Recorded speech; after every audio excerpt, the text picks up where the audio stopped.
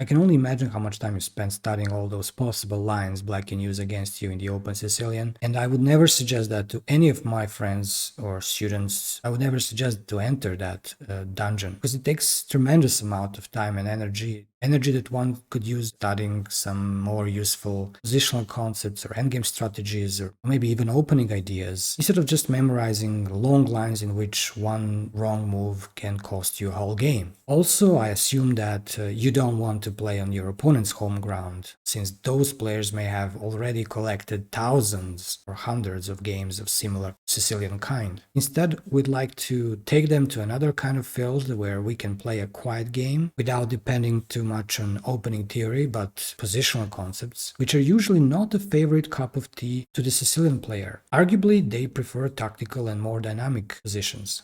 So we go with e4, c5 entering the Sicilian, and we will continue with the knight f3. But then, after the typical d6, we'll see other options, but we're starting with d6. Our goal is going to be to establish full control over the center, playing c3 and d4. However, we cannot do that immediately, cause if we'd play c3 here, we'd get knight f6, and now d4 won't work for us. We'd need to do a couple of things. One thing is that we get rid of this bishop, and once knight comes out to f6, we'd like to have a move like rook e1, protecting that pawn with a rook, and then we're gonna go with d4, creating a beautiful center. We need to play something else instead of c3 here, and that move is bishop b5. For you, it really doesn't matter what black plays. You're gonna stick with the same plan, and you're always going to go for the same thing. So we'll start with bishop d7, and after that we're going to be trading here. We don't care for this bishop. Our goal with it is just to go out and free the square for our king to castle. We're going to go with queen takes because knight normally is not that great on d7. It stands much better on c6. We need to castle because once this pawn is attacked, we'd like to have rook e1. Black goes with knight c6, and here we go with c3. There is no point of defending this pawn since it's not being attacked. But now after knight f6, now obviously we don't want to play d3 because cannot stay there, we want it to d4. I'm fully supporting you if you play rook e1, but let's look at this queen e2 move and see how it works, maybe even better. So here, black plays e6. I want to actually underline what happens in case black decides to go with a different pawn formation, meaning playing e5.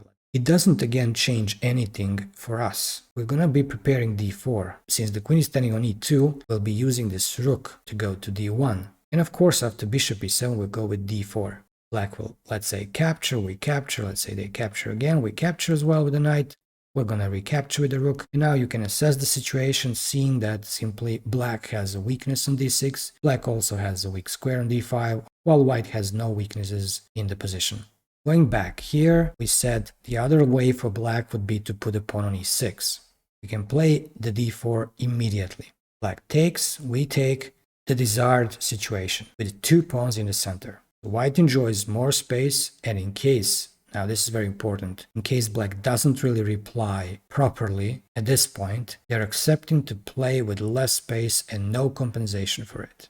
I'm not going to reveal the best move for black, which may arguably lead to an unclear situation, but feel free to pause the video and take some time, write down your thoughts in the comment section. It would be very important for you to get to know what the opponent's best choices are. Now we're going to be moving to the next option that black can use against us. And that's at this point when we play bishop b5, they can place the knight on d7. It again doesn't really put us off the track. We'll just continue the same old way, go for the same plan c3 and d4. But before that we'll castle. You'll see that it's always good to castle before doing anything else in this setup. You'll use your rook often on e1. Black plays a6, forcing us to tell what we want with this bishop. What we're gonna do here is just take the knight on d7. We don't want to spend time retreating the bishop, and then we'll play rook e1. For example, after knight f6, we can seriously consider pushing this pawn. But we're not gonna do that, we're gonna go instead with c3. So we'll continue with bishop g4 and ch3 move for the sake of showing you how you can actually go on with the plan, and after bishop h5 we just push d4. The game is okay for white, especially after c takes d and let's say e6. You just move the queen to b3 hitting this pawn, but more importantly the knight is now free to move.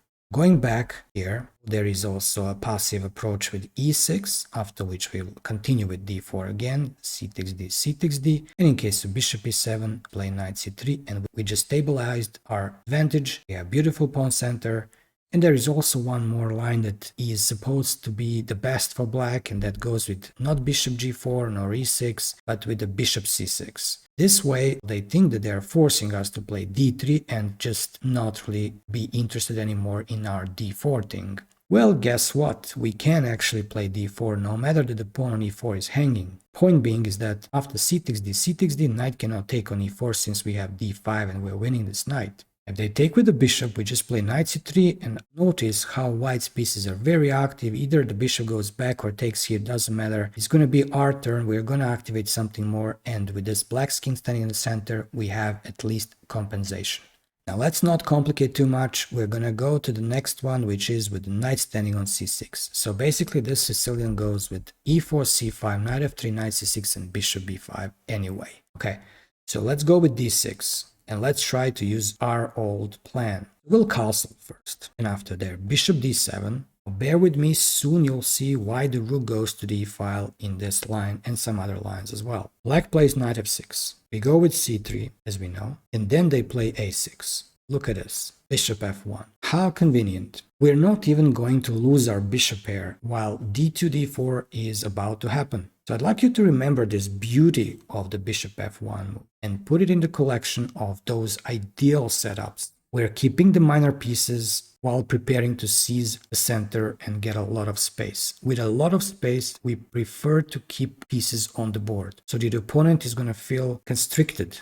Let's go on. Black, let's say, plays e6. But what do? We just grab the center. We take. Black can definitely strike against us into the center. Most likely you'll be seeing d5. This is a typical black strike against white center in most of these cases. And the idea is to cement their f6 knight to the e4 square. But this time it won't really work that well, because after knight e4 we just have knight bd2. White gets an edge after bishop d2, you see.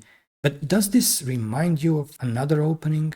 Once you see this black pawns on the light squares, e6 and d5, well, that's the French. Black still has this terrible light square bishop. It's their major problem, of course. So white definitely enjoys better middle game here. Let's move on to the next one. Here we'll have them playing g6. Black is trying to create a grip on d4 square. You see their knight, the pawn, and the bishop will be controlling d4. Okay, we don't care about that, we'll just castle. We'll deal with the d4 later. Bishop g7, and here it is, c3 again. Black plays knight f6, and we defend it with the rook e1. It means that again, in case of a6, we can hide our bishop on f1. Black, let's say, plays d6. And here we can indeed play d4. But we'll prefer h3 here. h3 is often, really often useful in situations where you're trying to build beautiful center and create space advantage. Because you'd like to keep that center solid. And the move that can typically undermine your center is bishop g4. Let's say we play d4, they capture, we capture. They're not going to go bishop g4 here because they're losing this knight. But they can play a6, and if we move the bishop back to f1, look at this bishop g4. Now we are going to feel that pressure on d4, and we're not happy that much with it. First, we'd like to secure that there is no bishop g4. The black castles, we go d4, they capture, we capture, and they play a6, for example. We just retreat to f1 as before. But look at this, now there is no bishop g4, and we enjoy a good position here. Let's move on, and the next one is if they just attack our bishop immediately. So this time we're definitely losing our bishop pair, but also their pawn structure is going to change, and that produces change in our plan as well.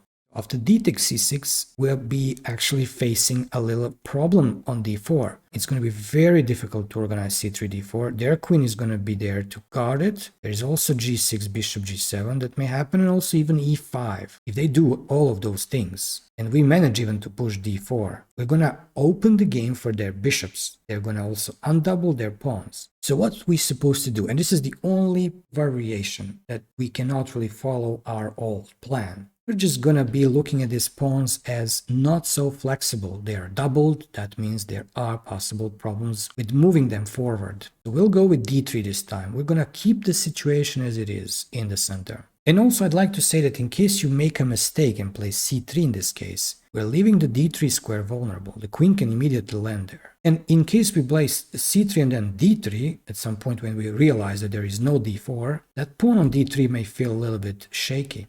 Okay, let's say black plays queen c7. We'll just go with bishop e3. Let's say they play e5. You see, creating grip on d4, defending the pawn on c5. Now we go knight b to d2, and the point is, after bishop d6, we'll be threatening to come to c4. The knight will be standing really well on that place, but first we need to secure it with a4. Our intention is, of course, a5, in which case knight c4 would be a great asset. Now, they don't want to allow us to play a5, so they play a5 themselves. Then again, knight can land on c4 without being chased away easily. Say black plays knight e7, and here we can create a little threat by playing knight fd2. The goal is to take and place the knight, the other one, to c4, hitting the queen, and actually in that case we're winning one of these two pawns. They would probably play b6. The point behind knight fd2 is also that we are preparing eventually to play f4 and open the king side under our conditions, of course, when we are ready, when we have everything prepared for that. While black's pawns are immobile, they're waiting, reactive, and this position should be pleasant for white. Okay, let's move on to the next one, when black plays b takes c6. Well, here it's a little bit different. They have an extra pawn in the center, but whenever they play d5, that pawn on c5 becomes vulnerable. They don't want to do that. But if we would play d6, and who knows what with this pawn on e7, I'm going to be assuming e5, we'll be still going with c3 d4, because we're going to get a better pawn structure in that case. Let's see how that works. So we'll castle, d6, and here again we can play something to prevent bishop g4, like h3. Black plays e5, and here we go with c3. Possible outcome may be knight f6, rook e1, bishop e7, and then d4. Point being that after c takes d, c takes d, e takes d, and knight takes d4, say bishop d7, we do have better pawn formation, more space. Overall situation is evaluated as slightly better for white. Now I'd like to announce this thing that starts with the second move, e6 by black, is going to push possibly both players out of track.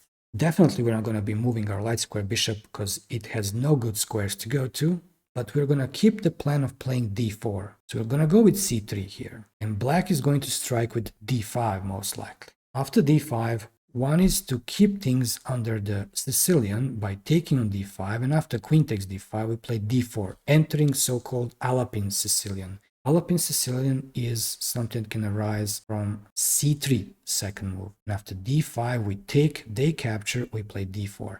Now the difference between this kind of Alapin and the Alapin Sicilian that we got into when we play d4 is that we here already have their pawn on e6, which means that their bishop from c8 is not going to be pinning our knight. And I like this for white.